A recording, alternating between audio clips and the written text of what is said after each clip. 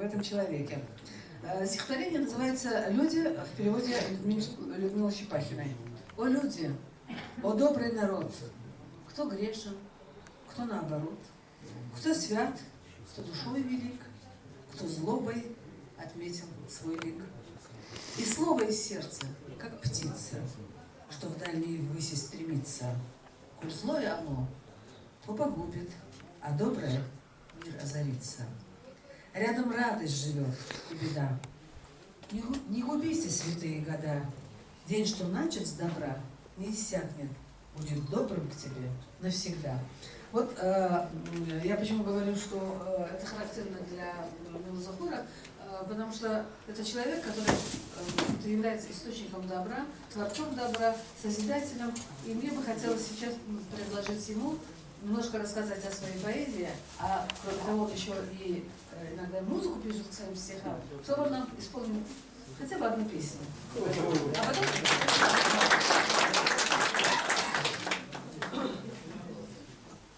Товарищи, наверное, устали? Устали? Ну, давайте я пару слов о книгах скажу. Я привез свой инструмент. Но если я начинаю концерт, до утра придется оставаться. Мы не концерт, мы просим одну хорошую, лучшую песню. Сейчас сделаем. Вот видите, я написал «Рак излечили». Потому что много у меня были случаи, которые 100%. Вот в прошлом году я показал, у нас был конгресс в Таджикистане. 40 лет, когда поставили рак, эта женщина жива. Поэтому словом, это уже надежда на выздоровление, половина лечения. Я много знаю, на первом съезде Владимир Федорович, один наш больной выступал, да, ему поставили рак, сказали, через месяц умираешь. Я некоторые рекомендации от его слов в свою книжку написал.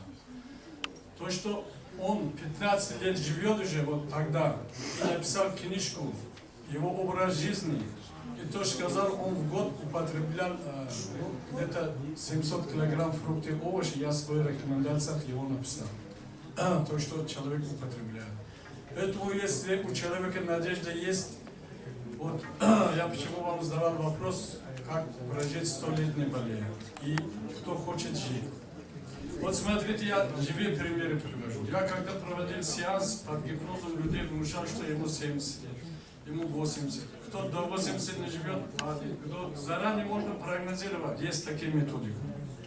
И самое интересное, моя мама сейчас 86, года 3-4 назад, она упала, потом плохо.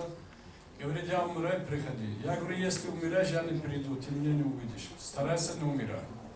Вот видите код. Она что видит меня, старается что-то сделать. А потом я летом пришел, назначал главным врачом санатория.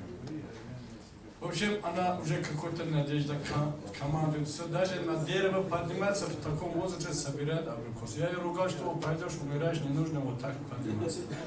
Видите, опять-таки, если у каждого у вас есть свои планы, надежды, на это чуть-чуть будете смотреть за свой орган, вы будете жить 100 лет. И много болезней. Вот здесь многие, вы знаете, фурункули были, карбункули раньше. Это тоже обход. Я сейчас не привез показать. Просто взяли лук, поставили под огнем, положили, он рассасывающий. Сразу уходит. Вот у меня много больных, это что вы своим рекомендовали, у кого ринит, фронтит, гайморит. Просто взять репчатый лук, прочистить 5 минут, кипяченую воду прокипятить, потом разрезать на оба ноздри толкать. И полчаса ртом дышать. И раз сделать, все входит. Более 3000 у меня людей, у кого фронтит, гайморит, ринит. Иногда у некоторых здесь слезной мешок открывается, закрывается слезотечение, и это уходит. Это все простые методики.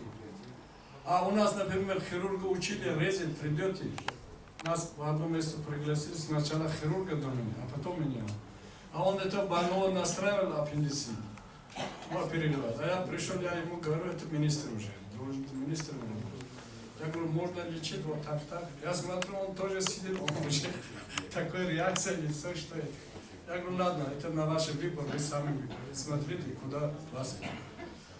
А вот это маленькая книжка тоже, как прожить 100 лет не болея. И здесь я написал, что причина смерти отсутствие нормального кишечника. Поэтому в тот брошюре я написал, первый один раз голодал 2 недели, пить воду. А опять-таки основной. Чистится организм, это все от нас зависит. А потом надо учить. Учеба никогда не будет поздно. Вот сейчас Рахмон сказал, он один раз умер, я 3 раза умер, у меня 3 раза клиническая смерть. Вот после этого, года 2-3 назад, ну, у меня укусил, гунда называется, это как... Да. Вообще я без сознания был, потом пошел все, и председатель из паркома, я говорю, вот видишь, ты мне не помогаешь, а Бог мне сказал, что пока санаторий не построишь, мы тебя не отпускаем туда. Ты тоже мне помогаешь, что мы достроили. Так. Ну я наизусть, конечно, свой стихет забыл. Дело в том, что на каждом вещь надо правильно, потому что я вот сейчас больше занимаюсь парнями. Так. Ну,